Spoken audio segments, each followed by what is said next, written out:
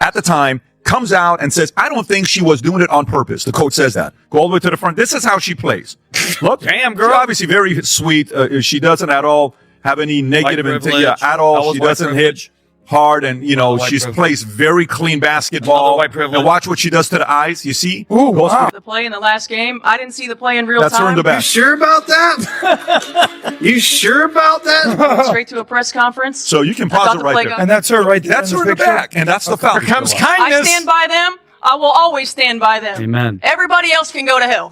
Kindness. Wait a minute. So you know what? We need kindness. Grace. They go high, you go. Grace. Yeah. Sounds like a wholesome person. Hey, by the way, go to hell, and then you leave. Walking, talking contradiction. Everybody else is trying to divide our locker room. No. Not having your players back will do quite the adequate job at doing that. Patrick Bet David didn't waste any time. He pulled up the footage, looked straight into the camera, and said what a lot of people were already thinking. Stephanie White saw that play happen in real time, and instead of being honest about it in the moment, she tried to walk it back days later once the heat got too loud to ignore. After the Djonai Carrington clothesline from hell incident the other day, in which she came out and said, Djonai's she's not a dirty player. She just plays real hard. Blah, blah, blah, blah, blah. I mean, look, she turns into the Charlie Brown. The part of the story Stephanie White tried to quietly rewrite. Yeah, I mean, look, it was a hard foul. I don't think that DiJonai intentionally came out to get her across the neck like she did. But it did happen, and I thought it was the right call. But, one of the things about Nay is that she's going to play her butt off, man. She's going to compete. Nobody's going to go walking in for a layup. And so I don't oppose the hard foul. But I also don't think that she intentionally went for the neck. Right after the game, reporters asked Stephanie White about the foul, and she didn't hesitate. She said DJ is going to play her heart out every night, that nobody is walking in for an easy layup against her, and that she personally didn't oppose the hard foul. She even said she didn't think Carrington intentionally went for the neck, despite having just watched the sequence happen from a few feet away. That's not the response of a coach who missed the play. That's the calculated response of someone protecting a player she coached personally for 2 seasons back in Connecticut. I can't believe that Stephanie White kind of stood up for Carrington. You would never see Cheryl Reeve, Becky Hammond doing this. You may think something, but you sit in a press conference and say that in front of your team? You don't do that. That's how you lose the team. The team will go against you. What? I'm blown away by that. You can think, I used to coach her, talk to her on the side, whatever, but she'll go on national news and basically put down your own team. This isn't a coach commenting on a stranger from another franchise. This is someone who developed a real relationship with Carrington. Someone who ran a locker room with her and knows her competitive edge on a personal level. So when the moment came to call the foul exactly what it looked like, White softened it instead. And why is Fever coach Stephanie White defending Djonai Carrington over her own player?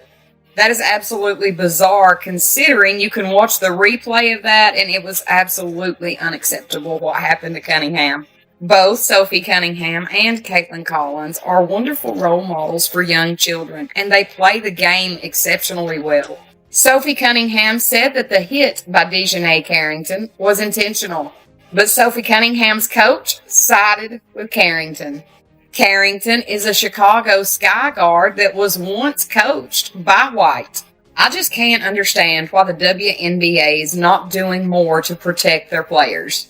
When Stephanie White was interviewed, she said she doesn't oppose the foul, but she definitely doesn't think it was intentional. That Carrington plays her butt off. That's a pretty generous interpretation of what happened to Sophie Cunningham. The reaction to that press conference was immediate, and it wasn't quiet. Fans sitting courtside were audibly upset the moment the replay went up on the Jumbotron. Clips of the hit spread across every platform within hours, racking up millions of views by morning. Analysts started asking the same question on repeat. How does a flagrant 2 that visibly injures a player get described by that player's own coach as something she doesn't oppose? The louder the criticism grew, the more pressure built on Stephanie White to say something different than what she'd already said on camera. That mounting pressure directly explains what happened only a few days later, when White suddenly changed her story in front of a completely different set of cameras and a completely different tone. In the last game, I didn't see the play in real time. I went straight to a press conference. I thought the play got called right. Thankfully, Sophie's okay. Was it egregious? Absolutely. When you have a chance to watch that over and over and over on replay, you can see that. I didn't have that in real time. Were there any I take personally any suggestions that I don't 100% always have my players back. I ride with them 10 toes down all the time. All the time. 3 days after the original incident, Stephanie White stood at a podium again, and her tone had shifted completely. She said she didn't actually see the play develop in real time, explaining that she went straight from the bench to a scheduled press conference, and only afterward, once she watched it on replay, realized how egregious it looked. She said she takes it personally when people suggest she doesn't have her players' backs, insisting she rides with every one of them, no exceptions. Here's the problem. Sideline footage from the original broadcast clearly shows her looking directly at the play as it happens. She's not turned away, not distracted by a substitution. She's facing straight at the court with a clear line of sight to the exact spot the foul occurred.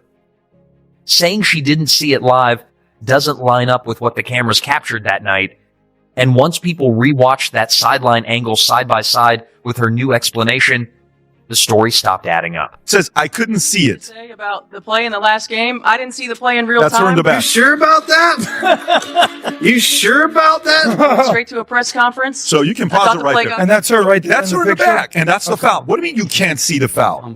And she says she got a better view than some of the referees got. And then this is how she comes and cries on TV about the criticism she got. How dare people on social media call her out? Go for it.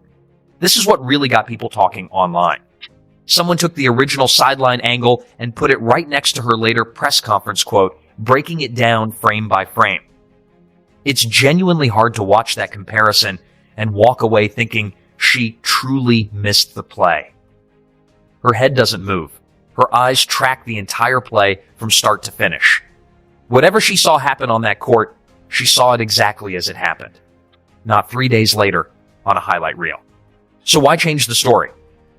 The most obvious explanation is the one a lot of people didn't want to say out loud, even though it was sitting right there in plain sight. Stephanie White coached DJ Carrington and knows her personally. Once the backlash reached a level she could no longer ride out. Protecting that relationship became more important than staying upfront about what she actually witnessed.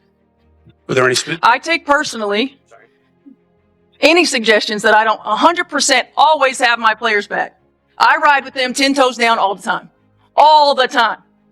They know that. It's a shame that we can't have an opportunity to talk about what great basketball they're playing. Because they are f***ing playing. The reality is, with me, I will always lead with love. I will always lead with grace. I will always lead with humility. And I will always lead with integrity. Doesn't mean I'll always get it right. I'm also human. The hate, the fear-mongering, the divisiveness, the stuff that's trying to hijack our league will not win. This is the part that exposes the contradiction the clearest, and it's the moment that really lit the fuse online.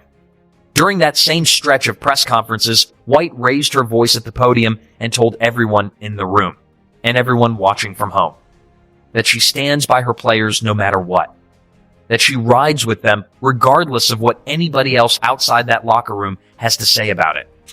It sounded genuinely passionate. It sounded like a coach drawing a hard line in defense of her entire roster against outside noise. But stand by which players exactly, because the player who actually got hurt on that specific play is also one of hers. Sophie Cunningham wears the exact same jersey. She's on the same roster, in the same locker room, under the same head coach every single day at practice. If loyalty is supposed to run in both directions equally, that same passionate energy should have shown up the moment Cunningham needed her own coach to say the hit looked exactly as bad as it did, not 3 full days late, and only after the internet forced the issue into the open. And then she put both hands up right after. And that's... DiJonai's not doing things half speed, right? No. Like, she's swinging hard and coming down. Now here's where the pattern becomes impossible to ignore. And it's the exact reason this story didn't fade away quietly. Just days after the Cunningham foul, Carrington was guarding Cecilia Zandalicini of the Golden State Valkyries and caught her directly across the eye while reaching for the basketball. No flagrant was called, no technical either. But the clip spread across social media almost instantly, because it looked eerily similar to what had just happened days earlier, another play where the contact landed on an opponent's face instead of the ball. One isolated incident can reasonably be called an accident. A second nearly identical one that quickly, against a completely different opponent, starts to look like a pattern worth actually examining instead of quietly excusing away again. I mean to put you on the spot. Now here we have her completely so far away from the basketball, just slapping Tiffany Hayes in the face. Let me just reach and see if I could grab some face real quick. Just smacking Tiffany Hayes in the face. Not really not that big of a deal. Steph, any thoughts on this one? One of the things about Nay is that she's going to play her butt off, man. She's going to compete. Nobody's going to go walking in for a layup. And Fair enough. Nobody. It didn't even stop there. Later in that same matchup, Carrington also caught Tiffany Hayes across the mouth on another heavily contested possession. That's 2 separate hits landing on an opponent's face in a single outing, stacked directly on top of the flagrant just days earlier against Cunningham. Go back further into her career, and you'll find an entire trail of clips from previous seasons showing a similar recurring pattern. Hard fouls that repeatedly end up making contact well above the shoulders instead of clean plays directly on the ball. That's not one bad night taken out of context. That's a genuine track record, and it makes Stephanie White's original defense, framing it all as she plays hard, harder to take at face value. If this were one aggressive defender having a rough week, it would be easy for fans to move past. But when the same type of dangerous play keeps resurfacing across multiple games and opponents over multiple seasons, it stops being a coincidence and starts becoming a habit somebody with real authority over that player should address directly, instead of explaining it away every time. She comes in here in performative anger, and I look at it this way. This is not an apology. This is justification, an excuse wrapped in emotion with performative outrage. That's what I think. Wow. And she's glancing at the paper there. You know, sincere apologies don't need a one-pager. That was likely written by, I'll say likely, I don't know, likely written by the Fever PR flack and likely approved by the league. Every statement that goes out here, the league wants the... I didn't even think about the league. Fever, yeah, it needs to clear the Fever PR, but clearing the league, that's an interesting perspective I have not heard yet. Did the league see this before Stephanie went out and did that? It's a very interesting point, Tom. The uproar to stop, but they like the eyeballs. But this is going over the waterfall. And I look at it this way. If I was on the board, I would be saying to the CEO, you know what? I think this thing has gone over the waterfall here, and I think we need to make a change. We need to make a change in leadership. And if I was an owner of the fire her, I would fire her. I would as well. I would say, I don't think that was... You can't back up the players. What are we doing? That's exactly what analysts started pointing out once the second incident against the Valkyries broke online. Commentators who had already been skeptical of White's post-game comments used the Valkyries game as proof their concerns weren't overblown. If Carrington's aggressive style kept resulting in hits to the face, and her former coach kept finding fresh reasons to soften the criticism, the pattern stopped being about one hard foul. It became a question of whether White was willing to hold her former player accountable at all, or whether their personal relationship made that impossible. That's the real tension running underneath this entire story. Stephanie White coached DJ Carrington for 2 full seasons before either one of them ended up where they are today.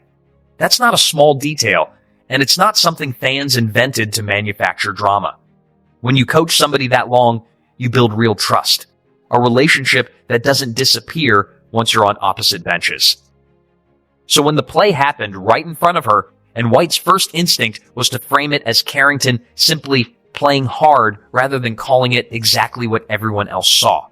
That reaction lines up with someone protecting a player she still feels connected to, not a neutral coach evaluating a dangerous play against her own injured athlete. Then the backlash hit, and it kept building by the hour. Fans were visibly upset both online and in the arena, and her own players reportedly weren't thrilled either. Watching their head coach downplay a hit that put a teammate flat on the floor on national television. Once that reaction became impossible to ignore, White walked her original comments back, and that's precisely when the news story about not seeing the play in real time conveniently showed up, right after the outside pressure had become too loud to sit with quietly. But that explanation doesn't hold up. It contradicts the sideline footage everyone rewatched, and it contradicts her own confident post-game comments from the night the play happened. If she genuinely hadn't seen it develop live, her first instinct should have leaned toward uncertainty, not the detailed confidence she showed about Carrington's intent and competitive nature. That inconsistency elevates this story into something bigger than a coach fumbling her words once. It's the shift itself, tracked step by step, that tells the real story. Confident defense right after the game, a walked-back explanation once criticism became unavoidable, then a passionate speech about standing by her players that sounded like she was defending herself just as much as anyone else. Every day these women put their on the line. They're not soldiers. They're ball players, ma'am. They don't need to get beat up on the court. Every day. When they go low, we go high. Love will win. Grace will win. Humility will win. And kindness will win. I stand by them. I will always stand by them. Everybody else can go to hell. Oh, girl. Well, Stephanie, ma'am, clearly you did not stand and back your players who were deliberately being struck on the court. But somehow you made this about you. Somehow you're the victim in all of this. This is about basketball, ma'am. This is not about you. Stop playing the victim. You failed your player as a coach. There's even video out there where you were walking right past her after the stuff happened. And that loyalty, real as it may be, only seemed to point in one direction. Cunningham was the one who actually got hurt. Cunningham was the one who needed her own coach to immediately call the hit dangerous and unacceptable. Instead, the benefit of the doubt went to the player White used to coach, while the player actually on the receiving end of the hit had to wait days before her own head coach even acknowledged how bad it truly looked. None of this requires assuming the worst about Stephanie White as a person. Coaches build real relationships over years, and those relationships shape how people react under sudden pressure, often without them realizing it. But when the footage shows her watching the play live, when her own words afterward don't match the story she told days later, and when a nearly identical pattern shows up again that same week from the same player, it stops looking like an isolated misunderstanding. It starts looking like a coach who saw exactly what happened, chose to protect someone she used to coach in the moment it mattered most, and only adjusted her story once the fallout made silence impossible. Saying you stand by your players no matter what sounds strong at a podium, but standing by all of them equally, including the one who got hurt, is very different from quietly picking a side and hoping nobody notices. I think there's just been a lot of outside noise, but our locker room is good, and that's what it is to be an Indiana Fever on the staff, as a player that when you come here, that's going to be one of the things that's going to try to distract you. But our locker room in there, it's tight, and we have each other's backs. Coach loves us. She didn't see the clip. At the end of the day, she didn't see the clip, and you know what, DiJonai, she is a hell of a player. She's a great defender, and so she coached her for I don't know how many years up in Connecticut. So give her flowers, and she didn't see it, and that's okay. Me and Steph are great. Steph is great with all of us, and so it's really the outside noise that's trying to distract us, but we're good. Sophie Cunningham herself didn't stay quiet either. She called the foul intentional in her own post-game comments, describing how it felt to get hit that hard and stressing she didn't believe it was incidental contact. That direct contradiction between what Cunningham said and what her own coach initially said only added another layer to the controversy. When the player who got hurt tells a different version of events than the coach standing a few feet away, fans trust the person who absorbed the hit over the one offering damage control days later. Yeah, I talked to Steph earlier in the day too, and I think we forget a lot of times, like, we're human. And she has feelings, and, there's moments that are really hard. And sometimes that's just the job you sign up for. But at the same time, like, it's okay to feel those emotions. And I just told her, like, I've been through the same thing. Like, there's been days where I've been really upset, and you can have the thickest skin in the world, but sometimes it does get to you. And, I think our world is just like, we love to hate. We love to divide. Like, that's all we want to do. Like, nobody wants to see each other succeed. And I think that's a really painful thing for myself to watch. I feel like we need to do a better job at uplifting each other. And I can assure you there was no way we were losing this game tonight. And I told her that before the game. Like, there was no way we were losing this game for her. And, it's tough. Like, that's my head coach. Like, I hated that our fans booed her before the game. That made me a little sick, to be honest. Interestingly, not everyone in that locker room turned against White during all of this. Caitlin Clark publicly stood up for her head coach after White faced heavy backlash from fans and media members over her comments, which shows this situation genuinely split opinion even inside the Fever's own locker room. Some players clearly appreciated White's instinct to defend a fellow competitor in the league.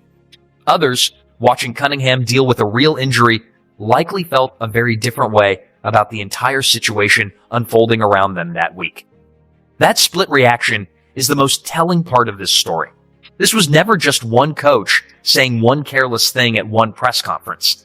It became a referendum on where loyalty is supposed to sit inside a locker room and whether a coaching relationship built years earlier with a rival player should ever outweigh standing up for the player wearing your own jersey and sitting on your own bench in pain. Until Stephanie White addresses that specific contradiction directly and clearly. Instead of offering another carefully worded statement 3 days after the fact, this story is going to keep resurfacing every single time DJ Carrington ends up in another headline for the exact same reason.